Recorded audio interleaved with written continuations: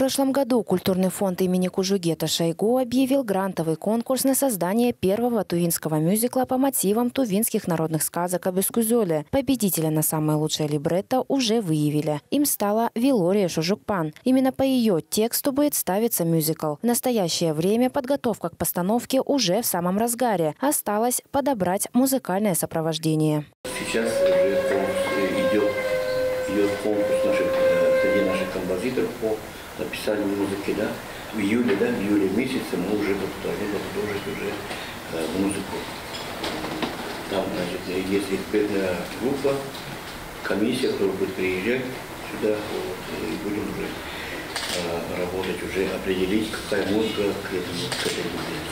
В связи с этим в республику были приглашены Александр Лебедев, главный режиссер Омского государственного театра, и Алексей Тарасов, художник по свету Мариинского театра. Профессионалы своего дела поделятся опытом, проведут мастер-классы и обменяются мнениями. Впереди большая работа, собственно, по созданию вот этого произведения, потому что сейчас существует, ну, скажем так, существует эскиз, образ его, который у нас маячит где-то в перспективе. Мы хотим выпустить его 21 декабря. Времени достаточно, ну и объем работы тоже большой. Зритель должен ожидать шикарное зрелище, прежде всего, захватывающий сюжет.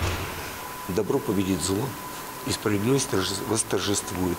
Это будет спектакль для семейного просмотра. Насладиться мюзиклом и погрузиться в атмосферу сказки смогут не только наши зрители. После выхода в свет работы планируется дальнейший показ и в других регионах страны. Ну, во-первых, это первый мюзикл в Туве, и это накладывает на нас определенные обязательства, чтобы все получилось, чтобы мюзикл получился хорошим, чтобы зрители, население привлекло, чтобы в дальнейшем, может быть, наш мюзикл был показан в других регионах, чтобы люди знали о наших сказках, о наших героях, да, сказочных.